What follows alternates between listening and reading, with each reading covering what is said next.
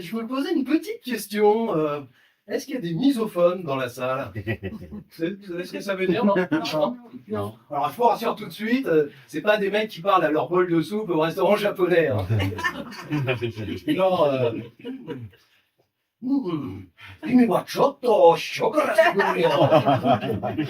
non, pas du tout. En fait, c'est juste un mot barbare pour parler des gens qui sont hypersensibles à certains bruits. Ça peut être des petits bruits qui ont l'air de rien comme ça, mais ça les rend complètement dingues. Par exemple, quand on est misophone et qu'on travaille en open space, dès que quelqu'un se met à renifler, c'est une torture. C'est le contraire du sexe. Plus ça dure, plus c'est pénible. Bah, tout le monde continue à travailler comme si de rien n'était, alors que le misophone, lui, il est là à se demander comment il va pouvoir faire cesser ce harcèlement moral avant de commettre un meurtre. Et dans ces cas-là, il peut avoir des réactions un peu stupides, comme aller voir la personne en lui disant gentiment si tu veux rester en vie, mouche-toi. Ça peut être mal pris, ouais. Et puis c'est un peu à se retrouver au placard. Hein. Vous me direz que là au moins, on est tranquille. Bon, au début, c'est un petit peu bizarre parce que c'est un peu exigu comme ça. Hein. Mais bon, on continue quand même à voir ses collègues de temps en temps. Quand je viens chercher tout ça, que je ouvre un cahier un spirale. Alors, stabilo, monsieur. C'est ton bureau maintenant. Ah, bah, t'as l'air bien, ouais. Voilà qu'on se met un petit café à l'occasion, ouais. Ouais, c'est ça, à l'occasion, ouais. Mais c'est pareil dans le TGV. Quand on veut se concentrer sur son livre et que pendant 2h30, il y a un mec qui mâche son chewing-gum, la bouche ouverte, comme ça. On en ressort légèrement à cran, ouais. Et puis quand on arrive, c'est les autres qui payent. Ça va, t'as fait un bon voyage? Non, fais pas chier, tais-toi. Et le pire, je pense, c'est les pendules de grand-mère.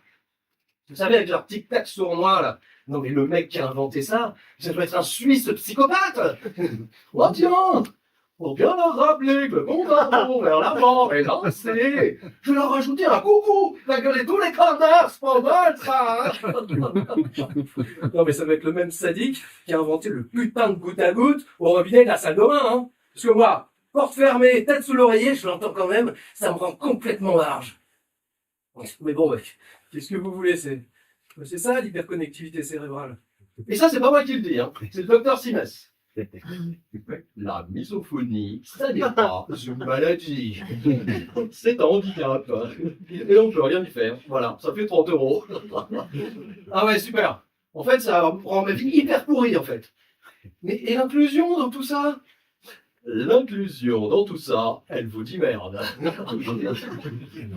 Et ouais. Du coup, pour rester zen, le misophone a besoin de faire des séances de relaxation comme de la sophrologie ou de la méditation de pleine conscience avec un bol tibétain, puis un petit mortier comme ça qu'on fait vibrer comme ça. Seulement pour que ce soit efficace, on a besoin de calme. Mais c'est pas toujours facile. Surtout quand on a une connasse de voisine, qu'on n'enlève pas ses talons aiguilles quand elle rentre chez elle et qui fait des kilomètres dans son appart. Meilleure journée. Bon, je vais ranger ce truc-là. Voilà. Où c'est que j'ai mis mon bilan de septembre? Je crois que c'est dans la cuisine. Ah ben non, il est pas là. Ah ben je suis con, je t'ai dû le laisser dans les toilettes. Au bout d'un moment, ça gonfle, en fait. Et pour éviter d'exploser la cloison et de la finir à coup de mortier tibétain, j'étais obligé de me mettre au fentanyl. Alors, ce soir, je lance un appel à tous les titilleurs de stylos 4 couleurs. Tous les branleurs de jambes dans les salles d'attente, là. Les bouffeurs de chiffres dans les cinémas. Arrêtez. Non mais sérieusement, arrêtez. Sinon un jour, vous allez tomber sur un mec comme moi qui prend pas de fentanyl. Et vous allez finir comme victime d'en fait entrer accusé. Et ce sera de votre faute.